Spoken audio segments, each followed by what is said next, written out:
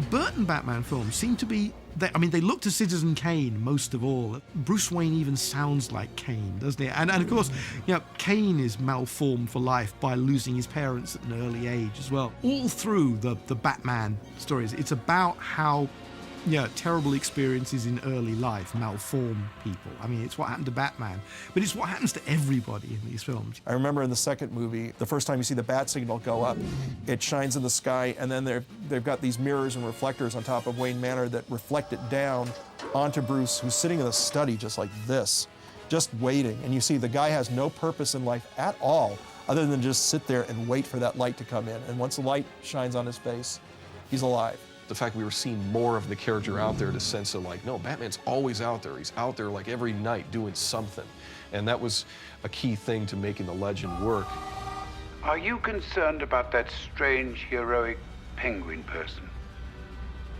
I think he knows who his parents are. He's a weird character, he's somebody who's likes to remain hidden and in some ways repressed, and that's a hard thing to portray in a kind of an extreme comic book movie. Michael just, is very, after going through one of them, he came into it with real strength and knowing of the character. So, and it helps because it gives it the foundation and it makes it Batman. When Tim and I talked about doing the character again, I wasn't necessarily looking to expand the character in terms of more lines, more to do.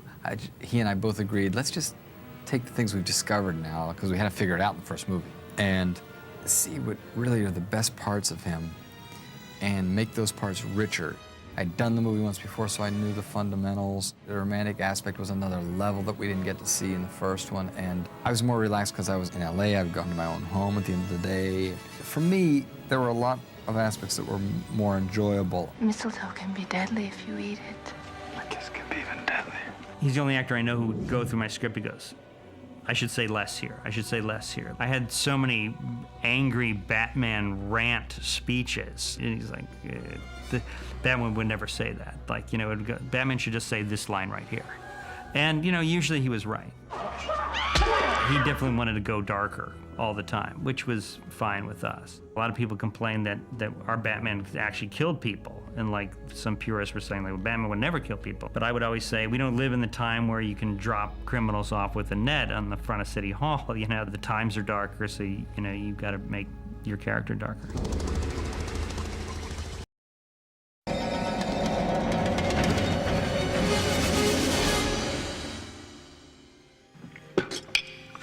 Cold. It's vichyssoise, sir. It's supposed to be cold. Alfred is one of the most powerful characters in the cast. He's very loyal to Bruce. He's the one who knows the small child.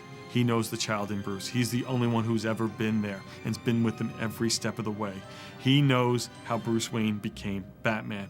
He understands it, he accepts it, he's part of it. Certainly in the Tim Burton films, there was this wonderful, almost childlike simplicity to the Batman character. I'm doing my stuff, and he has no idea how the phone bill's getting paid. Alfred just takes care of all that stuff. A piece of Alfred that they don't really take into the movies, which is great in the books, is that he was a combat surgeon. Like, he was a guy during the war who would stitch people up like a medic. So when Batman comes back after a night of getting the crap knocked out of him, Alfred puts him back together again. And you don't really get that in the movies too much. I was in a play in New York, and it was called Breaking the Code, and I won an award for it. And as I was getting the award, apparently Tim saw this, and he said, "I know that man. You'd believe anything he said. We'll have him." Then he asked me to play Alfred. And he was sweet because he told me about what he felt about Alfred, but very much encouraged me to have ideas about Alfred. It's going to be your idea of a servant who's totally honorable, totally straight, and totally square, Tell her there's a big business deal came up. No, you know what? Tell her, let her know that not in some kind of dumb, be my girlfriend kind of way. I will relay the message. Great. Alfred is largely a figment of my imagination, except, of course, that I have based him on a real person. The real person that I know is a butler, so he's always been able to look after himself. He's always been able to sew on buttons, do little bits of ironing, and he does the cooking. So he's a perfect kind of gentleman's gentleman, although he looks after a lady. So that's my main source. And the other source I have is the butler in the house where we did some location work. I followed him around, and he gave me all the details. Don't show any cuffs. If you're waiting at table, no one wants to see your dirty cuffs. Don't show a handkerchief here. There's one showing now, but that's an accident. It jumped up of its own accord. It shouldn't be there. And those sort of things, you know, I got from him. So those are the two people who I based Alfred on. Mr. Wayne, a reminder, tonight is that loathsome party hosted by the odious Mr. Shrek.